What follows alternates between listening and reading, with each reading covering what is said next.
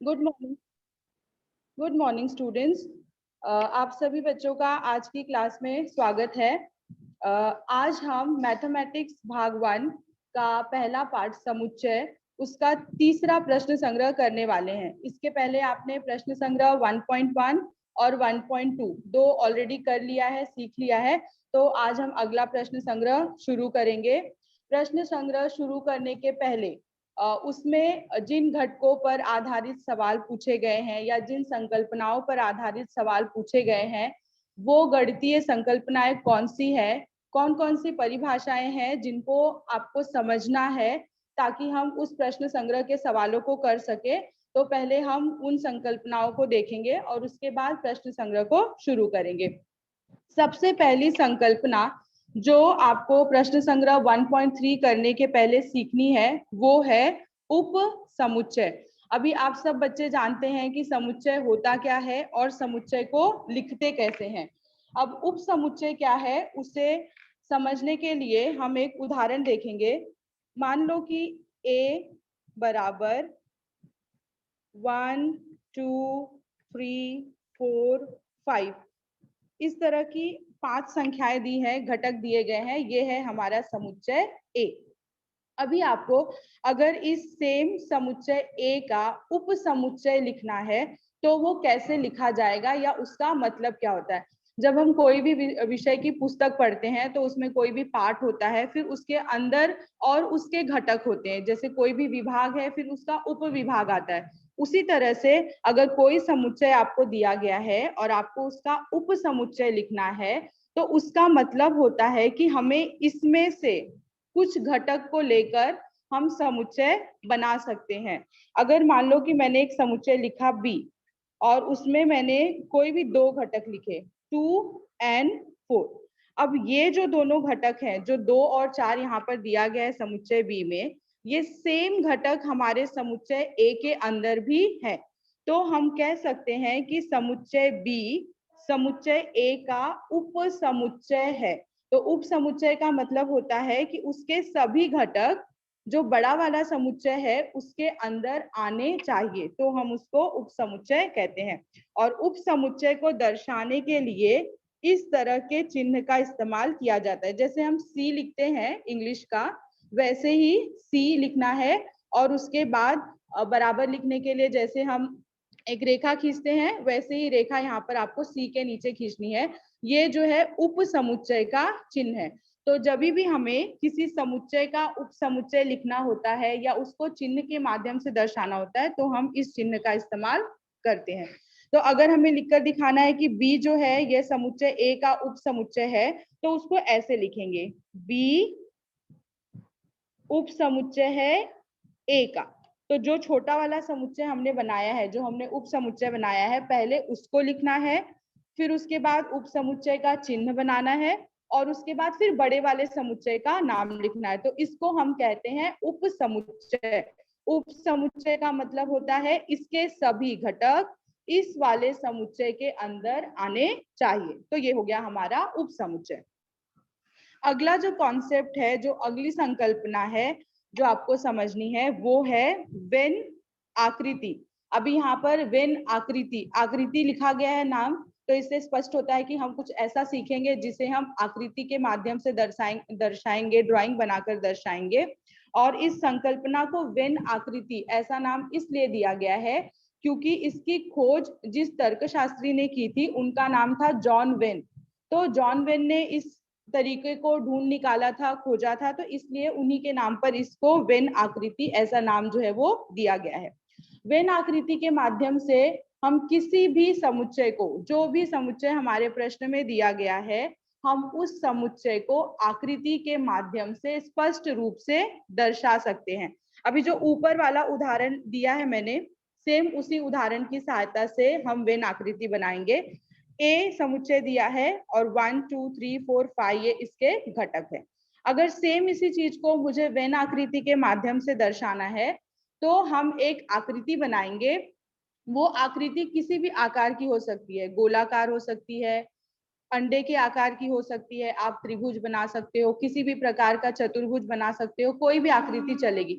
सिर्फ कंडीशन एक है कि जो भी आकृति हम बनाएंगे वो पूरी तरह से बंद होनी चाहिए, कहीं से भी खुला नहीं होना चाहिए, पूरी तरह से आकृति बंद होनी चाहिए। बस उतनी ही कंडीशन जो है वो आपको ध्यान में रखनी है। तो समझो कि मैंने यहाँ पर एक चतुर्भुज बनाया, किसी भी प्रकार का चतुर्भुज आप बना सकते हो, ठीक। ये बन गया चतुर्भुज, आकृति बन गई। अब इस चतुर्भुज के अंदर हमें ये सारे घटक जो है वो दर्शाने हैं और समुच्चय को नाम देना है ए। तो यहाँ पर जो आपने आकृति बनाई है उस आकृति में कहीं पर भी एक जगह कोने में आप उसका नाम लिख सकते हो। अभी यहाँ पर मैंने यहाँ पर ए लिखकर दिखाया है, जरूरी नहीं है कि आपको हमेशा ए यहाँ ही लिखना है। जो भी समुच्चय का नाम है आप उसको आकृति में कहीं पर भी एक तरफ लिखकर दिखा सकते हो। ये नाम लिखना जरूरी है क्योंकि अगर आपने अपनी आकृति को नाम नहीं दिया होगा तो हम समझ नहीं पाएंगे कि ये कौन से वाले समुच्चय के लिए डायग्राम बनाया गया है। तो यहाँ पर नाम देना है और नाम देने के बाद जितने भी घटक आपके समुच्चय के अंदर हैं उन सारे घटकों को आपको इसके अंदर लिख देना है। तो अभी मैंने लिख दिया 1 2 3 4 5 और ऐसे ऐसे डॉट बना देना है जिससे पता चले कि वो घटक जो है उस बिंदु पर आ रहा है, वहां पर है। अभी इसको आप कैसे भी लिख सकते हो, लाइन से लिखना है ऐसा जरूरी नहीं है, सीक्वेंस में लिखना है कि पहले छोटे से बड़ा बड़े से छोटा, ऐसा भी कुछ जरूरी नहीं है। सिर्फ इस आकृति के अंदर हमारे सारे घटक आने चाहिए, बस उतनी ही बात का हमें ध्यान रखना है। तो इस समुच्चय को मैंने वेन आकृति के माध्यम से इस तरह से दर्शाया है। तो कोई भी क्वेश्चन जहां दिया गया होगा आपको वेन आकृति बनानी होगी तो एकदम आसान है। हम उस कोई भी एक डायग्राम बनाएंगे, बंद आकृति, कोई भी आकार जो आप चाहो वो बना सकते हो जो आपके लिए सुविधाजनक हो। और फिर वो आकृति आकार बनाने के बाद समुच्चय का नाम एक तरफ लिख देना है कोने में और उसके बाद में सारे घटकों को उस आकृति के अंदर जो है वो दर्शा देना है, किसी भी क्रम में आप दिखा सकते हो। तो ये दूसरा कॉन्सेप्ट है जिसका हम इस्तेमाल आज करने वाले हैं। नेक्स्ट उसके बाद आएगा विश्व समुच्चय। अभी हम सब जैसे जानते हैं कि कोई भी राज्य है तो वो देश के अंदर आता है, फिर अगर बहुत सारे देश हैं तो वो सारे देश जो है वो विश्व के अंदर आते हैं। तो उसी तरह से अगर आपको समुच्चय जो है वो कई सारे दिए गए हैं, 2 3 4 समुच्चय दिए हैं अलग अलग, और फिर बाद में आपको एक ऐसा समुच्चय बनाना है जिसमें वो सारे आने चाहिए। अगर आपको एक समुच्चय दिया है ए, दूसरा दिया है बी, तीसरा समुच्चय दिया है सी, चौथा समुच्चय दिया है डी, अगर ऐसे अलग अलग समझो 4 समुच्चय दिए हैं और उस चारों समुच्चय के घटक अलग अलग हैं और आपको कहा गया कि इन चारों समुच्चय के लिए आप एक विश्व समुच्चय बनाओ, ठीक है। तो हम एक ऐसा बड़ा समुच्चय बनाएंगे जिसके अंदर इसके भी घटक आने चाहिए, इसके भी सारे घटक आने चाहिए, इसके भी सभी घटक आने चाहिए और डी के भी सभी घटक आने चाहिए। तो उसको हम कहते हैं विश्व समुच्चय। सिर्फ विश्व समुच्चय लिखते समय ये ध्यान देना है कि जब हम समुच्चय बनाएंगे तो किसी भी घटक को 2 बार नहीं लिखना है। अभी मान लो कि आपको जैसे यहाँ पे ऊपर एग्जाम्पल में दिया है, ए जो समुच्चय दिया है उसमें 1 2 3 4 5 ऐसे घटक दिए, बी दूसरा समुच्चय दिया है जिसमें 2 और 4 दिए, समझो कि एक समुच्चय दिया है सी जिसमें दिया गया है 1 और 7। अभी ये ए बी और सी इन तीनों के लिए हमको विश्व समुच्चय का निर्माण करना है। तो हम उस विश्व समुच्चय के लिए यू लेटर का इस्तेमाल करेंगे हमेशा। जब भी आप विश्व समुच्चय की बात करोगे तो हम यू लेटर का ही इस्तेमाल करेंगे, कैपिटल यू। उसके बाद सेम जैसा समुच्चय के लिए हम धनु कोष्ठक बनाते हैं वैसा बनाएंगे और उसके बाद ए बी सी ये तीनों समुच्चय के सभी घटक जो है वो हम अपने विश्व समुच्चय के अंदर लिख देंगे। तो समझो ए से शुरू करते हैं। मैंने ए के सभी घटक पहले इसमें लिखा, 1 2 3 4 5। अब ए का घटक हो गया तो इसमें बी वाला भी घटक लिखना है। बी में क्या क्या आ रहा है, 2 और 4। अभी यहाँ पर जो मैंने समुच्चय ए के घटक लिखा उसमें 2 और 4 ऑलरेडी आ रहा है, तो एक बार लिख दिया गया है तो आपको वो 2 और 4 इसमें फिर से लिखने की जरूरत नहीं है। फिर तीसरा समुच्चय दिया है उसके घटक है 1 और 7। एक यहाँ पे ऑलरेडी हमने लिखा है तो 1 को नहीं लिखेंगे, सिर्फ और सिर्फ 7 को लिखेंगे। तो ये जो है ये हमारे समुच्चय ए बी और सी के लिए विश्व समुच्चय हो गया। तो विश्व समुच्चय का मतलब अगर आपको 2 3 4 छोटे छोटे समुच्चय अलग अलग दिए गए हैं तो आपको एक ऐसा समुच्चय बनाना है जिसके अंदर वो सभी समुच्चयों के घटक आने चाहिए, उसको कहते हैं विश्व समुच्चय। जैसा नाम है आपको सेम वैसा ही वहां पर करना है। विश्व के अंदर सब आ जाता है, तो जितने भी समुच्चयों के घटक वहां पर दिए गए हैं वो सारे आपको इस यू के अंदर लिखने हैं ताकि वो विश्व समुच्चय बन जाए। नेक्स्ट उसके बाद अगला और लास्ट कॉन्सेप्ट जो इस प्रश्न संग्रह के लिए आपको समझना है वो है पूरक समुच्चय। अगर कोई समुच्चय ए दिया गया है जिसके घटक हैं 3, 4, 5, ठीक, और विश्व समुच्चय दिया गया है यू जिसके घटक है 1, 2, 3, 4, 5, 7। अब आपको कहा गया कि समुच्चय ए का पूरक लिखो। समुच्चय ए का पूरक, ठीक। तो समुच्चय ए का जब आपको पूरक लिखना है तो वो भी समुच्चय के ही रूप में लिखा जाएगा, जैसे हम समुच्चय लिखते हैं सेम वैसा। लेकिन यहाँ पे पूरक शब्द का इस्तेमाल किया है कि वो ए का पूरक होना चाहिए। तो उसका मतलब ये है कि हमें उन घटकों को लिखना है जो ए में नहीं है लेकिन यू में है। यानी कि दिए गए समुच्चय में वो नहीं होगा लेकिन हमारे विश्व समुच्चय में वो होगा, उसको हम पूरक कहते हैं। अभी यहाँ पे समुच्चय ए में दिया है 3, 4, 5, ठीक। अभी इसके अलावा यू में और भी बहुत सारे घटक हैं पर वो ए के अंदर नहीं है, तो वो सभी होंगे समुच्चय ए का पूरक। तो जब हम समुच्चय ए का पूरक लिखेंगे तो उसके अंदर हम घटक लिखेंगे 1, 2 और 7। अभी 3, 4, 5 ये ए के अंदर था तो वो पूरक में नहीं लिखा जाएगा। पूरक में सिर्फ वही लिखा जाएगा जो ए के अंदर नहीं है लेकिन यू के अंदर है। तो ए के पास 1 नहीं है, ए के पास 2 नहीं है और ए के पास 7 नहीं है जो यू में था, तो वो सेम हम यहाँ पर लिखेंगे। तो इसको हम कहते हैं पूरक समुच्चय। और पूरक समुच्चय लिखने के लिए हम ऐसे डैश इस तरह के चिन्ह का इस्तेमाल करते हैं या तो फिर ऐसा स्मॉल सी। तो जिस भी समुच्चय का आपको पूरक लिखना है उसका नाम लिखेंगे। अभी ए का पूरक लिखना है तो ए डैश, ठीक, ये हो गया ए का समुच्चय, ए का पूरक।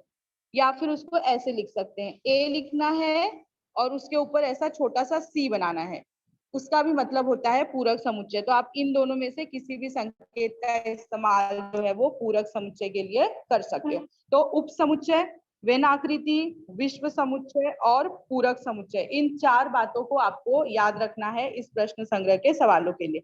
अब हम देखेंगे कि एक्सरसाइज 1.3 में यानी कि प्रश्न संग्रह 1.3 में कौन कौन से सवाल जो है वो हमें करने के लिए दिए गए हैं। तो प्रश्न संग्रह 1.3 उसका सबसे पहला सवाल जो है वो उप समुच्चय पे आधारित है। ध्यान से देखेंगे सभी बच्चे। पहला प्रश्न है, यदि a बराबर A B C D E, ये 5 घटक दिए गए हैं समुच्चय में। उसके बाद दूसरा समुच्चय दिया गया है b, उसके घटक हैं c, d, e और f। फिर तीसरा समुच्चय दिया है c, उसके घटक हैं b और d, और चौथा समुच्चय दिया है d जिसके घटक हैं a और e। आगे प्रश्न पूछा गया है कि निम्नलिखित कथनों में से सत्य और असत्य यानी कि कौन सा सत्य है कौन सा असत्य है यह बताइए।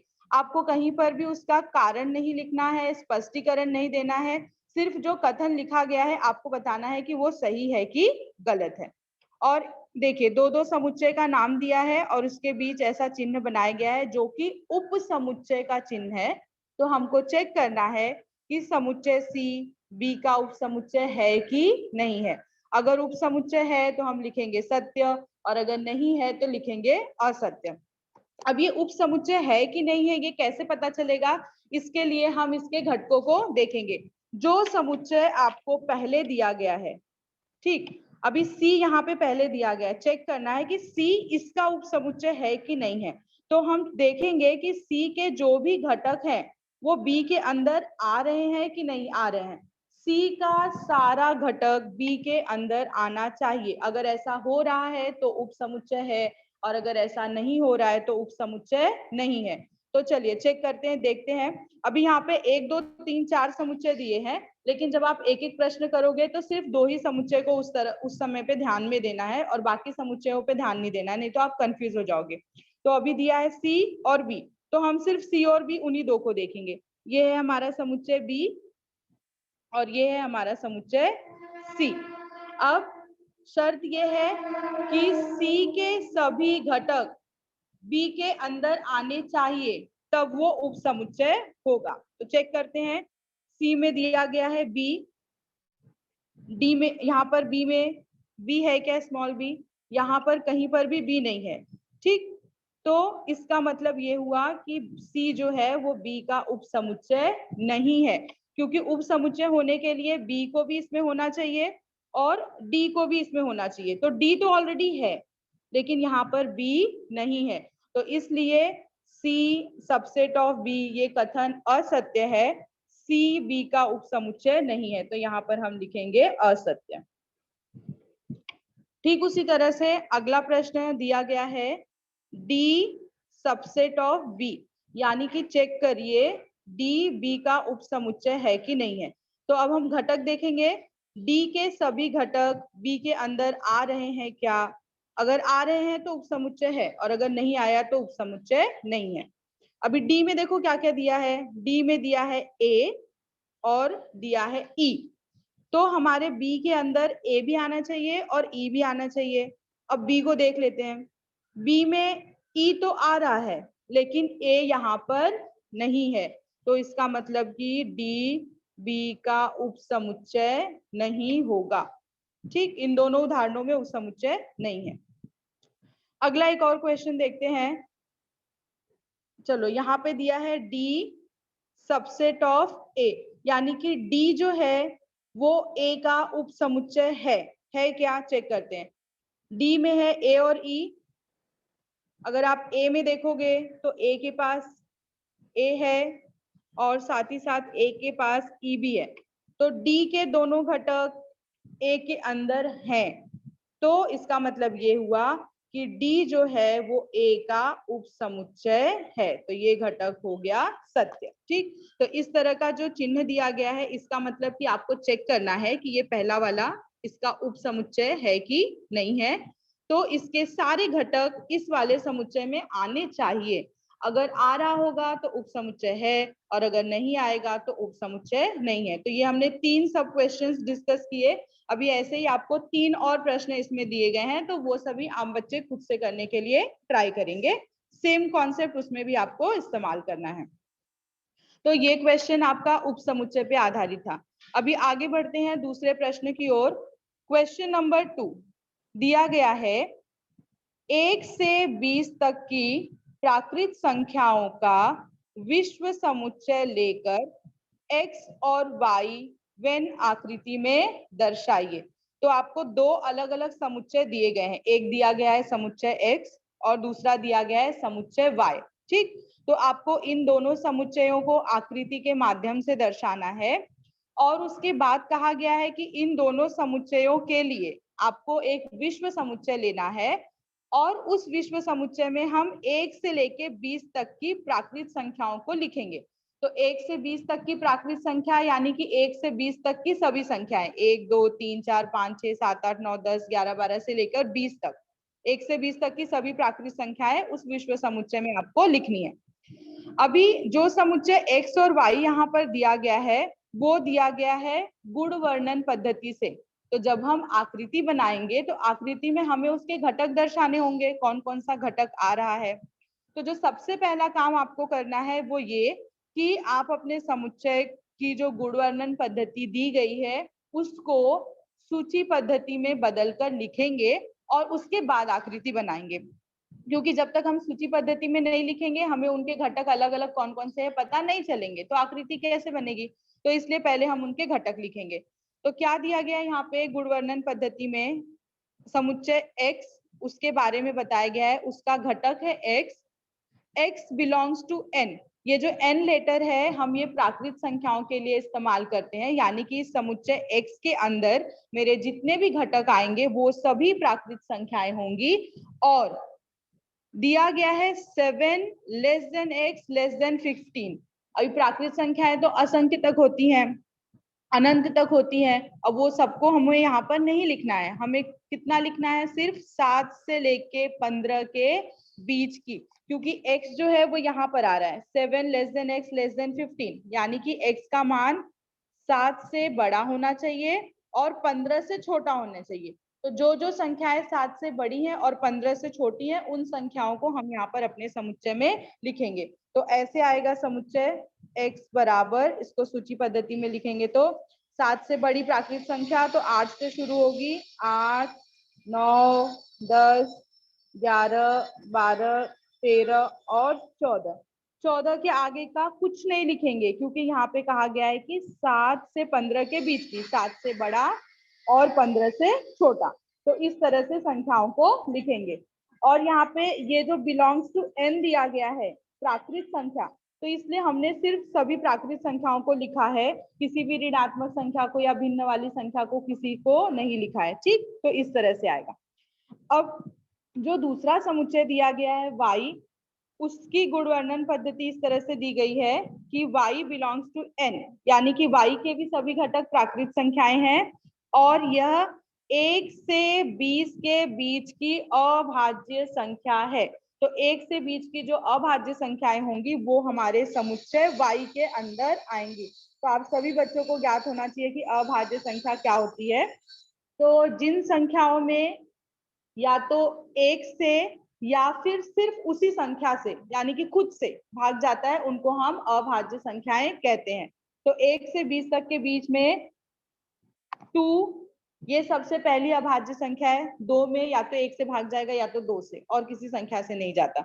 उसके बाद 3, ये अभाज्य संख्या है। फिर 5, 7, 11, 13, 17 और 19। अगर इन सभी संख्याओं को आप ध्यान से देखोगे तो इसमें से जितनी भी संख्याएं दी गई हैं, सब में 1 से भाग जाता है और खुद इसी संख्या से भाग जाता है, और किसी और संख्या से इसको हम भाग नहीं दे सकते। ये संख्याएं किसी दूसरे संख्या के पहाड़े में नहीं आती। तो ये हो गई हमारी अभाज्य संख्याएं। अब हमने x लिख दिया और हमने y लिख दिया, दोनों समुच्चय हमने अलग अलग यहाँ पे बना लिए। अब हमें इसको आकृति के माध्यम से दर्शाना है। आकृति के माध्यम से दर्शाने के पहले हम चेक कर लेंगे कि क्या कोई घटक ऐसे हैं जो दोनों में आ रहे हैं, यानी कि जो x में भी आ रहे हैं और वो y में भी आ रहे हैं। तो चेक कर लेते हैं। अभी 2, 3, 5, 7 ये सारे घटक x में नहीं है। 11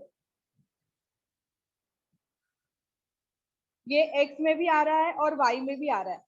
इसको ध्यान में रखना इसलिए जरूरी है क्योंकि जब हम आकृति बनाएंगे तो इन संख्याओं को हमको सिर्फ एक ही बार दिखाना है, हम 2 बार उनको नहीं लिख के दिखा सकते।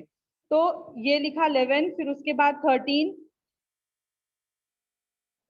ये भी x में आ रहा है, y में आ रहा है, और बाकी सारी संख्याएं जो है वो दोनों में अलग अलग दी गई हैं, कॉमन नहीं है। ठीक, तो अब हम इसको आकृति के माध्यम से दर्शाएंगे, वेन आकृति बनाएंगे। अब आकृति को कैसे बनाना है, सबसे पहले हमें 3 चीजें चाहिए। x चाहिए समुच्चय, समुच्चय y चाहिए, और उसके बाद हमें विश्व समुच्चय चाहिए। तो समझो सबसे पहले मैंने बनाया समुच्चय x। ठीक, इसको मैंने नाम दे दिया समुच्चय x। उसके बाद दूसरा समुच्चय हमें बनाना है समुच्चय y, और इस बात को ध्यान में रखते हुए कि x और y में कुछ घटक जो है वो सामान्य है। तो जब आप डायग्राम बनाओगे यानी समुच्चय y बनाओगे तो दोनों का प्रतिच्छेदन हमको दिखाना होगा।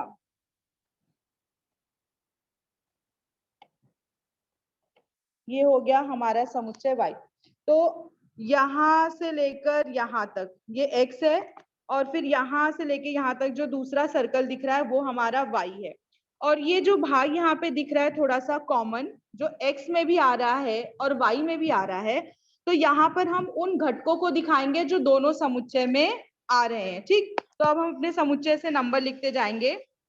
पहले x वाला लिखते हैं। x वाले में लिखना है 8, 9, 10, 11, 12, 13 और 14। ठीक, तो सारे घटक को हम x में दिखाएंगे और ध्यान रखेंगे कि जो दोनों में आ रहा है, जो कॉमन है, यानी कि 11 और 13, उसको हम इस वाले पोर्शन में दिखाएंगे। तो 8, 9, 10, 11 को दिखाएंगे यहाँ पर। 12, 13 को दिखाएंगे यहाँ पर और 14 को दिखाएंगे यहाँ पर।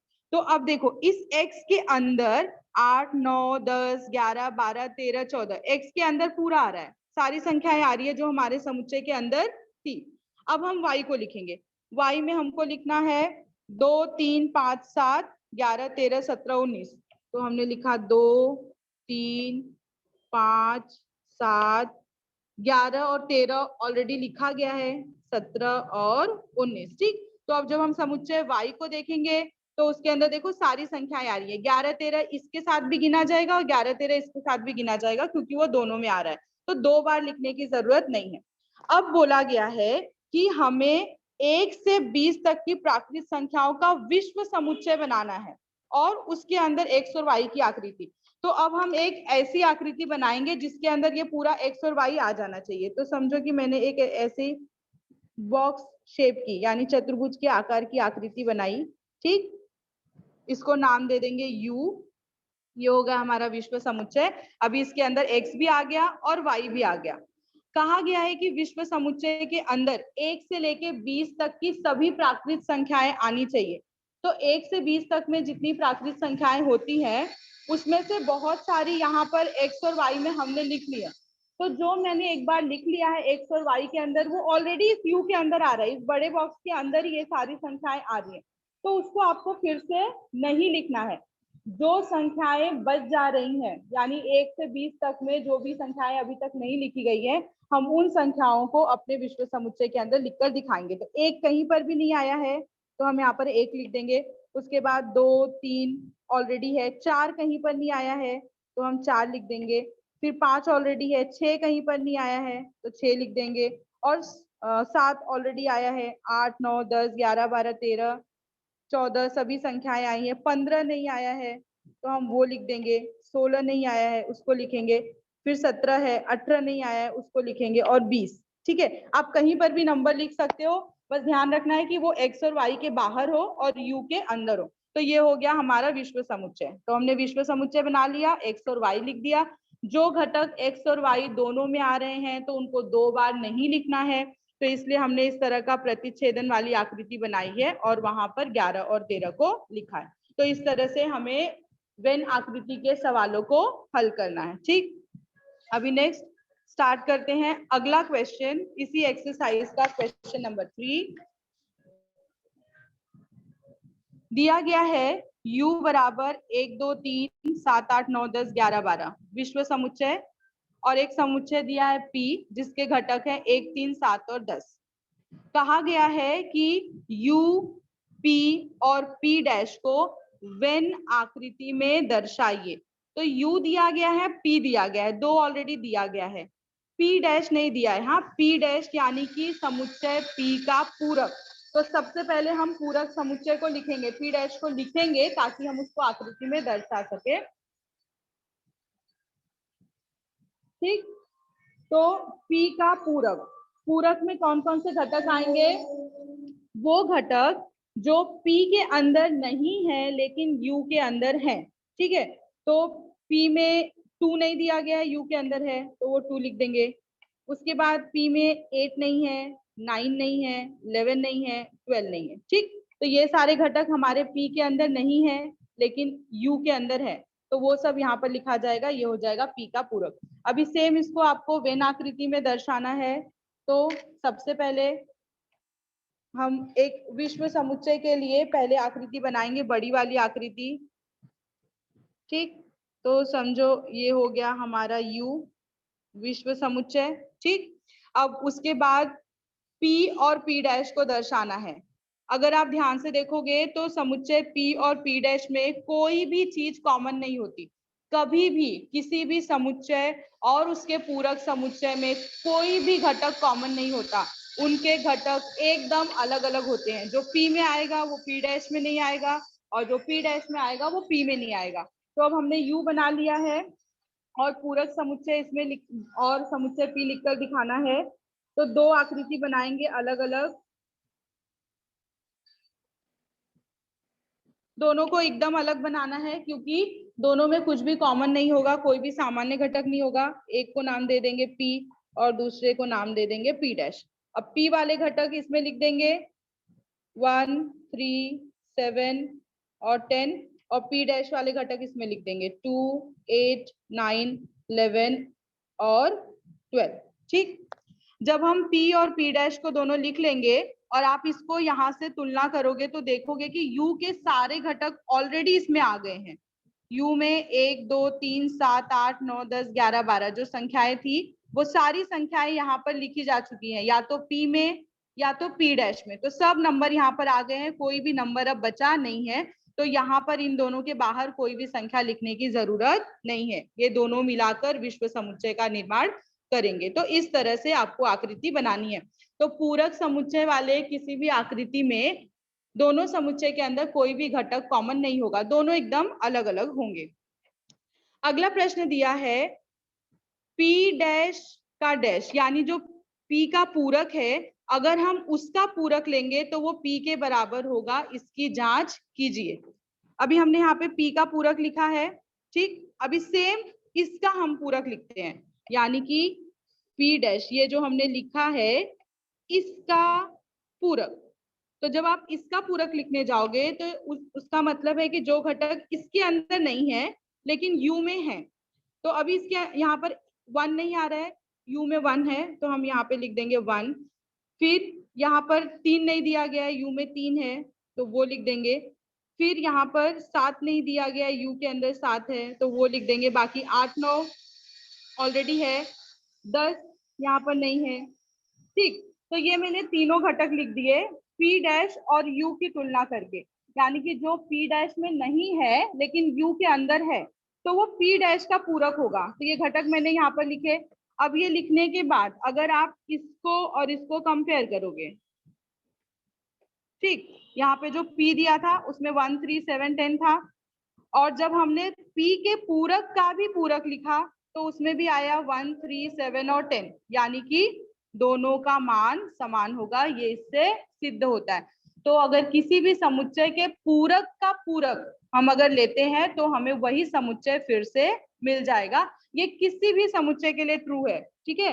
अगर कोई समुच्चय दिया है A, हमने उसका पूरक निकाला और फिर उसके पूरक का पूरक निकाला तो आंसर हमेशा A ही मिलेगा। तो इसको हम इस तरह से चेक करके दिखा सकते हैं, ठीक।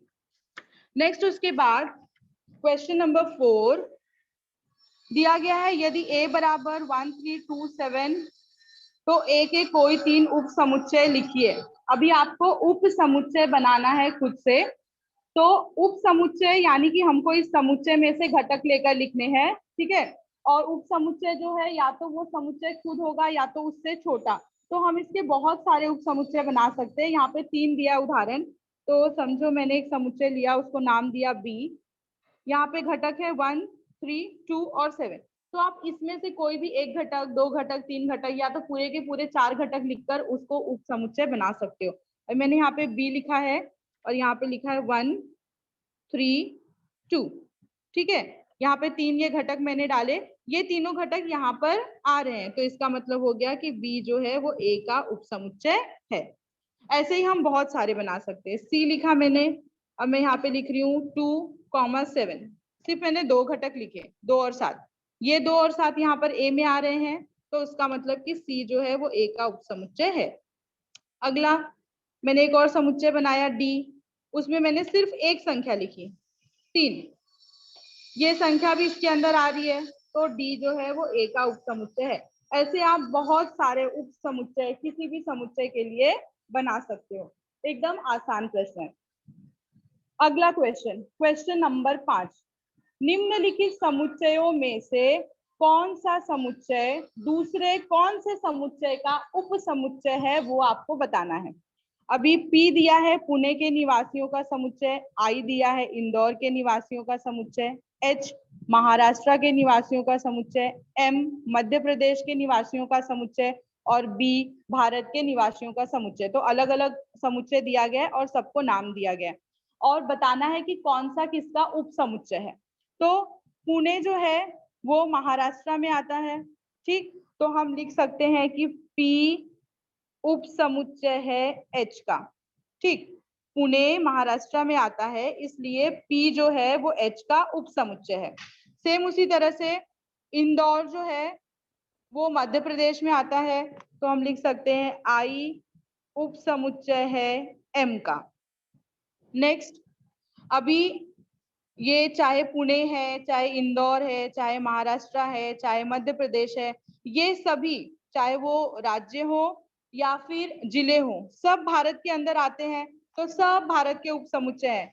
पी जो है वो बी का उप समुच्चय है, आई जो है वो भी बी का उप समुच्चय है, एच बी का उप समुच्चय है, एम बी का उप समुच्चय है। ठीक, क्योंकि ये सारे सारे जो है वो भारत देश में ही आते हैं, तो हम उस तरह से लिख सकते हैं। तो ये सभी उप समुच्चय के उदाहरण हो गए। कौन सा किसका उप समुच्चय है। ठीक, नेक्स्ट, अब अगला बोला है क्वेश्चन, उपर्युक्त समुच्चयों में से कौन सा समुच्चय विश्व समुच्चय कहा जा सकता है। तो विश्व समुच्चय यानी कि जो सबसे बड़ा होगा, जिसके अंदर सब आएंगे।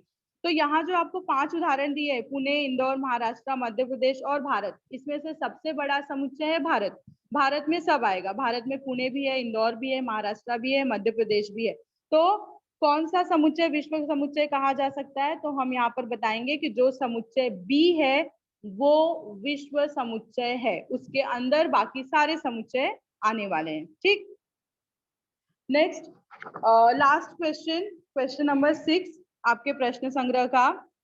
उसके बाद फिर आपके जो भी डाउट होंगे हम लोग उससे रिलेटेड क्वेश्चंस डिस्कस करेंगे। क्वेश्चन नंबर 6 दिया है, कौन सा समुच्चय नीचे दिए गए समुच्चय का विश्व समुच्चय लिया जा सकता है। अब यहाँ पर आपको 2 प्रश्न दिए हैं। ये है पहला प्रश्न। पहले प्रश्न में आपको 3 समुच्चय दिए हैं, ए, बी और सी, और सबकी क्वालिटी बताई गई है कि उसमें कौन कौन से घटक आ रहे हैं। और उसके बाद एक दूसरा क्वेश्चन दिया है जिसमें 2 समुच्चय दिए हैं, पी और टी, और फिर उसकी क्वालिटी बताई गई है कि उसमें कौन कौन से घटक आने चाहिए।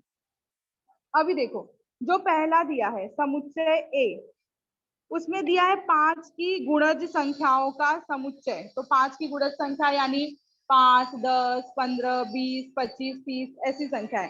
5, 10, 15, 20, 25 dash dash dash dash dash, क्योंकि इसमें ऐसा कुछ लिखा नहीं है कि आपको सिर्फ 50 तक लेना है या सिर्फ 100 तक लेना है, तो इसलिए डैश डैश डैश डाला है। आगे बहुत सारी संख्याएं आएंगी। नेक्स्ट, उसके बाद बी में दिया है 7 के पहाड़े की संख्याओं का समुच्चय।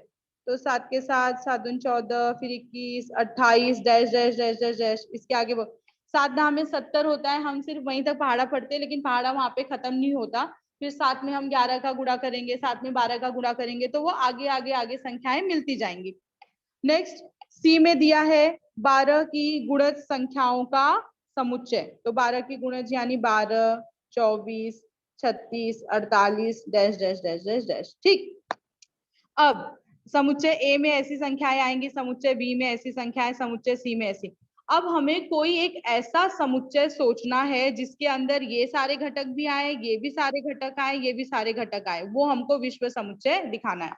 तो हमने सीखा है कि n जो है वो सभी प्राकृत संख्याओं का समुच्चय है, W जो है वो सभी पूर्ण संख्याओं का समुच्चय है, और I जो है वो सभी पूर्णांक संख्याओं का समुच्चय।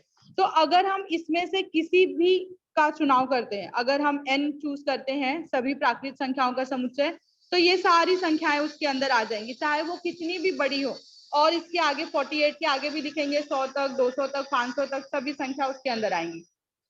सेम वैसे ही पूर्ण संख्या W, वो भी 0, 1, 2, 3 से शुरू करके असंख्य तक होता है, तो उसमें ये सारी संख्याएं आ जाएंगी। नेक्स्ट, पूर्णांक संख्या यानी कि 0, 1, 2, 3, 4, 5 से लेकर असंख्य तक सभी धनात्मक संख्याएं, और -1, -2, -3 से लेकर असंख्य तक सभी ऋणात्मक संख्याएं। तो इनमें से अगर हम कोई भी समुच्चय को विश्व समुच्चय लेते हैं तो उसके अंदर ये सारे समुच्चय आ जाएंगे। तो आपको सिर्फ उत्तर में इतना ही लिखना है कि हम समुच्चय n, समुच्चय W या फिर समुच्चय I में से किसी का भी चुनाव विश्व समुच्चय के लिए कर सकते हैं, क्योंकि उसमें ये सारी संख्याएं आएंगी। सेम वैसे ही सेकंड वाले के लिए भी करना है। यहाँ पे P दिया है 4 की गुणज संख्याओं का समुच्चय, तो 4, 8, 12, 16 वो सब। फिर T दिया है सभी सम वर्ग संख्याओं का समुच्चय, यानी कि वो संख्याएं जो किसी संख्या का वर्ग होंगी और सम होंगी। तो उदाहरण ऐसे 4, 16, अब इसमें 9 को नहीं लिखना है, 25 को नहीं लिखना है। 9 और 25 ये सभी भी वर्ग वाली संख्याएं हैं, लेकिन ये सम संख्याएं नहीं है, विषम संख्याएं हैं, इसलिए उनको नहीं लिखना है। तो 4, 16 और इसके आगे की जो संख्याएं होती है वो सभी। तो यहाँ पर भी हम एन, डब्ल्यू या आई में से किसी को भी विश्व समुच्चय के रूप में चुन सकते हैं, तो उसके अंदर ये सारे घटक जो है वो आ जाएंगे। तो यहाँ पर आपको सिर्फ समुच्चय के लिए विश्व समुच्चय का चुनाव करना है। तो ये क्वेश्चन नंबर 6। और एक लास्ट क्वेश्चन जो है एक्सरसाइज में दिया है वो बहुत ही आसान है, ओरली आपको समझ में आ जाएगा, तो मैं एक बार उसको समझा देती हूँ। कक्षा के सभी विद्यार्थियों के समुच्चय को विश्व समुच्चय मानते हैं। गणित में 50% या उससे अधिक अंक प्राप्त करने वाले विद्यार्थियों का समुच्चय ए है, तो ए का पूरक समुच्चय लिखिए। तो यू यानी कि जो विश्व समुच्चय है उसमें बताया गया है कक्षा के कुल विद्यार्थी, ठीक, वो हमारे विश्व समुच्चय में आएंगे। उसके बाद समुच्चय ए में दिया गया है कि गणित विषय में 50% या उससे अधिक अंक पाने वाले विद्यार्थी, ठीक। तो कहा गया है कि ए का पूरक लिखो। तो अब पूरी कक्षा में जितने विद्यार्थी हैं उसमें से गणित में 50% या उससे अधिक अंक प्राप्त करने वाले समुच्चय ए में आ गए हैं। तो समुच्चय ए के पूरक में हम उन्हीं विद्यार्थियों को लिखेंगे जो इसमें नहीं आ रहे हैं। तो यानी कि जिन बच्चों को 50% से कम अंक मिला है वो बच्चे ए के पूरक समुच्चय में आएंगे। सिर्फ इतना ही आपको इस क्वेश्चन में लिखना है, ठीक। इसी के साथ आपका एक्सरसाइज 1.3 जो है वो कंप्लीट होता है। हमने सारे क्वेश्चंस के आंसर जो है वो एक बार देख लिए। अभी आप बच्चों को जो भी डाउट हो आप जल्दी से अपने प्रश्न जो है वो पूछ सकते हैं।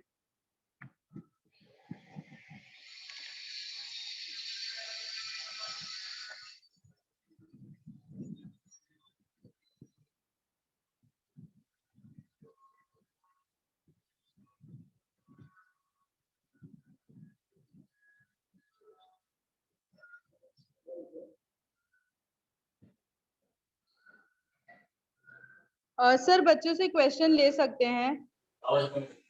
Okay okay miss. Manju. Yes sir. आप पूछ लो बेटा, कुछ पूछना है तो रेज हैंड है ना आपका। यस मैम, आपने जो एन दिखाया ना, तो किसका साइन है? वो एन जो है बेटा वो प्राकृत संख्याओं के समुच्चय के लिए हम इस्तेमाल करते हैं। Okay ma'am. आपकी टेक्स्ट बुक में भी दिया गया है NWI, वो कौन से समुच्चय के लिए इस्तेमाल करते हैं वो आपकी बुक में भी है। तो आप एक बार किताब में से भी लेसन को पढ़ लेना, तो उसमें आपको दिखेगा एन यानी प्राकृत संख्याओं का समुच्चय। Okay ma'am, thank you. Okay. Kushal. Kushal Kori, mike unmute करो और पूछो।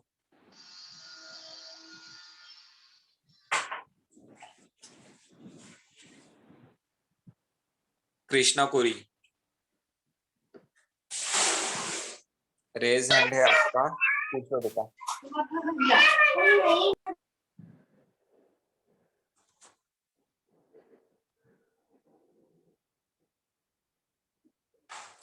चंचल।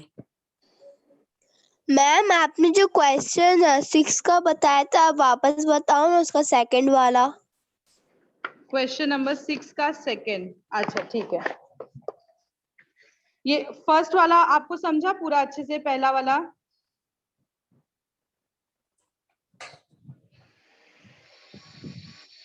हेलो, ठीक है। मैं आपको क्वेश्चन नंबर 6 का जो सेकंड पार्ट है वो पहला समझा, और दूसरा जो है ना P4 की गुणन पूर्णांक संख्याओं का, वो नहीं समझा। ठीक ठीक ठीक है, चलो। अभी यहाँ पे देखो दिया गया है कि P जो है वो समुच्चय है जिसमें 4 की गुणज पूर्णांक संख्याएं आएंगी, ठीक है। अभी पूर्णांक संख्याएं 0, 1, 2, 3, 4 से लेकर असंख्य तक धनात्मक, और -1, -2, -3, -4 वाली सारी संख्याएं असंख्य तक ऋणात्मक, ठीक। तो अभी हम इसमें से कुछ उदाहरण लिखेंगे, बाकी सब डैश डैश करके दिखाएंगे। 4, 8, 12, 16 ये सभी 4 की गुणज संख्याएं हैं। हाँ, इसके अलावा -4, -8 -12 -16 डैश डैश डैश। ठीक, गुणज पूर्णांक संख्या है तो ये सभी 4 की गुणज है। जब 1 2 3 4 से 4 में गुणा करते जाओगे तो ऐसी धनात्मक संख्याएं मिलेंगी, और जब -1 -2 -3 वैसी ऋणात्मक संख्याओं से गुणा करोगे तो ऐसी संख्याएं मिलेंगी। और आगे मैंने डैश डैश डाला है, जिसका मतलब ये है कि आगे और बहुत सारी संख्याएं इसमें आएंगी। और एक जो दूसरा समुच्चय दिया गया है वो है समुच्चय टी, और उसमें दिया है सभी समवर्ग संख्याओं का समुच्चय। समवर्ग यानी वो संख्याएं जो किसी संख्या का वर्ग हो और साथ ही साथ वो सम भी होनी चाहिए। तो मैंने यहाँ पे लिखा है 4, 4 2 का वर्ग है। फिर उसके बाद अगली वर्ग वाली संख्या आती है 9, लेकिन मैंने 9 को यहाँ पर नहीं लिखा है क्योंकि वो सम संख्या नहीं है, 9 विषम संख्या होती है, इसलिए उसको नहीं लिखेंगे। फिर अगली वर्ग वाली संख्या आती है 16, ये 4 का वर्ग है तो 16 लिखा गया है। उसके बाद आता है 5 का वर्ग 25, लेकिन 25 विषम संख्या है तो 25 को नहीं लिखेंगे, फिर आगे लिखेंगे 6 का वर्ग 36। ठीक है, तो इस तरह की समवर्ग संख्याएं इसके अंदर लिखी जाएंगी। अब हमको एक विश्व समुच्चय का चुनाव करना है जिसके अंदर ये सभी संख्याएं आए। ठीक, तो चूंकि यहाँ पर ऋणात्मक संख्याएं भी आई हैं तो इसलिए हम प्राकृत संख्याओं का या फिर पूर्ण संख्याओं का समुच्चय जो है वो नहीं ले सकते। ठीक, हमें यहाँ पर पूर्णांक संख्याओं का समुच्चय लेना पड़ेगा आई। तो अगर हम आई को विश्व समुच्चय लेंगे तो उसके अंदर ये सभी संख्याएं भी आ जाएंगी और ये वाली संख्याएं भी आ जाएंगी। ठीक है,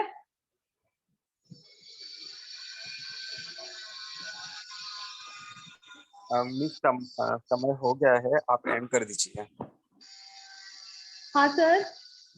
टाइम हो गया है मिस, तो आप एंड कर दीजिए। Okay sir, okay. तो ठीक है, इस एक्सरसाइज 1.3 के सारे सवाल आप बच्चे अपनी कॉपियों में एक बार अच्छी तरह से उनको नोट कर दीजिए। और सारे क्वेश्चन जितने भी एक्सरसाइज में थे मैंने सभी प्रश्न आपको मतलब बता दिए, तो कुछ भी ऐसा नहीं रहेगा कि जो आपको नहीं समझ में आया या वो छूट गया आज की क्लास में। सभी प्रश्न आपको बता दिए गए, सिर्फ आपको उनको अच्छी तरह से अपनी कॉपियों में जो है वो नोट करना है। यही आपका आज का होमवर्क होगा। तो इसी के साथ आज की क्लास जो है वो हम यहीं पर खत्म करते हैं। Thank you.